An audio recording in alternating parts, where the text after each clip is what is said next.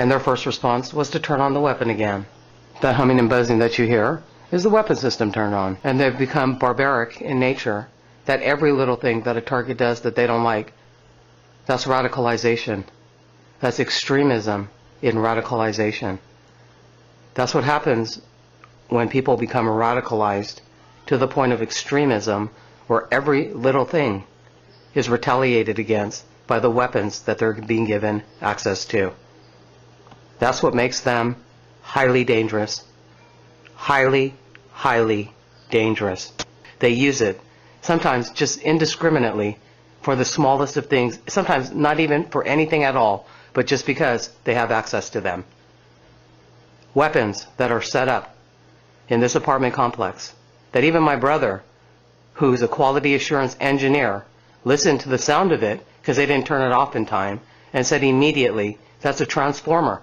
I'm doing something called the proof of principle, where I begin to calculate when the weapons are used by these residents that live in this location and their outside friends who also have access or are brought into the building. And so what it is that if I'm watching a video, if I click on a link, reading an article, even if I say something in the privacy of my home. So the proof of principle is invasion of privacy, and how these recruited civilians retaliate.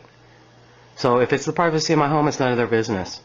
But they make it their business. That's number one. What I do in the privacy of my home is none of their business. But if they are able to access the privacy of my home, then they make it their business. But they don't have a right to do that. That's in violation of the laws. Number two, if it's something that I'm watching, reading, or listening to, and they happen to not like it, their first response is to activate and turn on the weapons that can project into the privacy of this home that are set up in this apartment complex. That's number two. So what you do is you test your proof of principle by trying to isolate and figure out what civilian organizations did the Department of Defense, their private security, corporations, and educational facilities recruit in order to get them to fire the weapons so that they could do their field testing. What type of groups of people do you recruit in the civilian population who could be radicalized to become extremists? Oh, but wait a second. Look at the loudest noise that's being generated right here.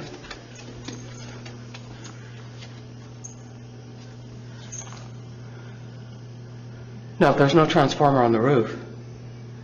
Where's the noise being generated from? Is it air? Is it there? Is it the lower units below it? Who knows? You wouldn't be able to fit a transformer up in the crawl space. It'd collapse.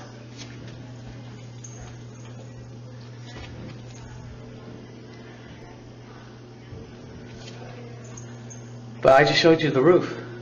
There's no transformers up there. My brother even heard it in the hallway. Since he's an engineer, plugs into a wall, electrical appliances, televisions, companies that he works for that meet the California guidelines that say that device that plugs in or appliance is safe for the market.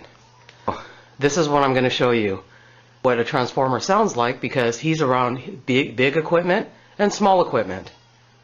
He says that sounds like a transformer. So wouldn't a transformer then probably be, because of the size of them, be on a roof or underneath something? Isn't that funny that the loudest sound that generates out in that hallway, it doesn't appear to be on the roof?